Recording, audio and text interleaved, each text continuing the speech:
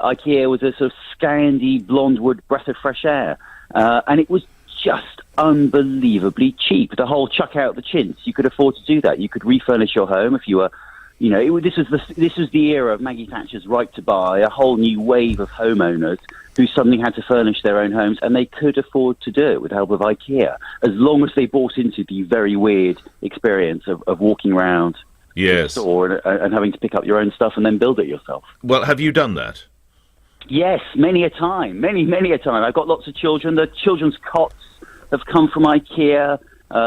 It's a nightmare, isn't it? You know those little silver things that you have to get absolutely right that the damn thing goes into? Do you know what I'm talking about? Oh. Yes, but you learn from experience. So the first couple of times, you kind of have blisters and you swear like a trooper and you swear never to do it again. And then slowly you get drawn back in because it's a third of the price of John Lewis. And before you know it, you almost quite like the whole experience. But once you've learned... Now, have you been drinking? You quite like the experience of building Ikea. I loathe it. In fact, I have to drink before I can even start it. It's a nightmare.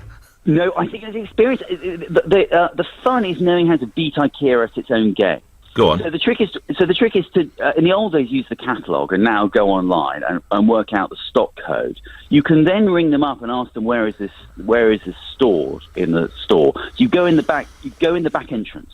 You do not go through the showroom. You have to go through the tills. Now I like that. Now I've never done this.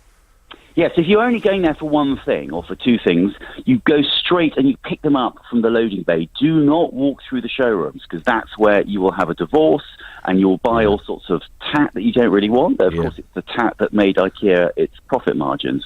So yeah, that's kind of fun. And then also, my kids love all the Swedish meatballs, and then at Christmas time, the gingerbread houses, and they sell the world's best. I know this for a fact because I've tested them.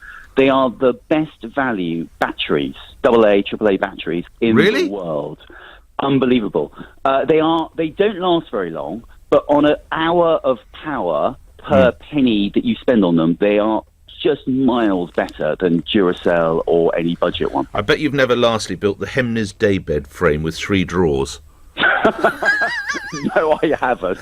Right. Well, good speak. But by the way, you mentioned that last bit where you go through and there's potted plants and there's, I don't know, glasses for about 500 glasses for a tenner. That's where they really make the money, is it, on that? Well, yes, because Ikea knew that they have a reputation for everything being very cheap, and they called it breathtaking products, things that were so cheap you couldn't afford not to put them in your basket. So 6 glasses for 90 pence or something. And the trick was getting down distribution costs. So 70% of anything from Ikea, they estimated on average, was the cost of transporting it from factory to store. So if you could get that cost down, you're onto a winner, hence flat pack. But obviously you can't flat pack a glass or a vase or a watering can. So everything's got to be stackable. Because if you can stack it, it can then fit into the back of the lorry with no dead air.